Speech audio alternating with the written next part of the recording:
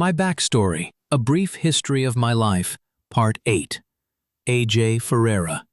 In 2022, I hit an extremely low point. On the one-year anniversary of Alyssa's passing, my girlfriend at the time, Erin, broke up with me. There had been a falling out of friends between me and Brandon, and I was left without any friends. I had dated Erin from September of 2021 to May of 2022. I didn't really understand why Erin was breaking up with me at the time, but looking back, I can see exactly why she left. And honestly, I don't blame her. I loved her so much then, but I did not understand how negative I was in her eyes. I was devastated when she left, and I fell deep into a depression. I was struggling immensely with depression, anxiety, self-injurious thoughts and behaviors, and suicidal ideations. I was at the peak of my drinking. I was questioning my whole life. I decided to leave the job that I had been at for 3.5 years. I needed to breathe, and I was searching for healing. I felt so disoriented and uncertain. I remember drinking while driving often, and questioning my life, questioning whether it was all worth it or not, dancing on the edge. I remember one day in August of 2022, I woke up early in the morning and decided to go to the beach.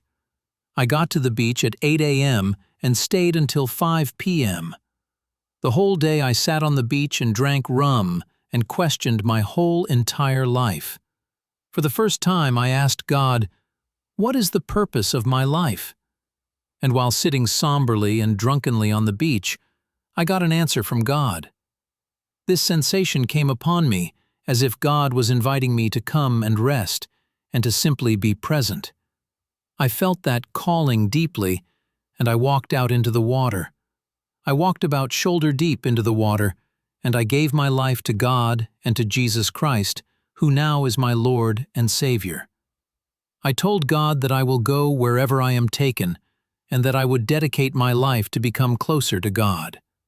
I was still struggling so hard with depression, anxiety, and suicidal ideation, but there was a tiny sense of relief, and little did I know that I was taking my first steps on my journey of faith and bettering my life. Then in November of 2022, while in group therapy, I opened up about the reality of my depression and my grief and anxiety and my suicidal thoughts. I was taken into the hospital, back into the Institute of Living. This time in the hospital, I understood that this was for healing, and I embraced that more than I ever had.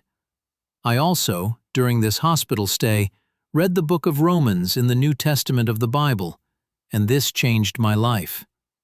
I was diagnosed with complex post-traumatic stress disorder, and my previous diagnosis was removed after re-evaluation. Finally, I felt heard, and felt better knowing what my real diagnosis was, and not having an incorrect label after all those years. Continue with Part 9 for the rest of the story. AJ Ferreira.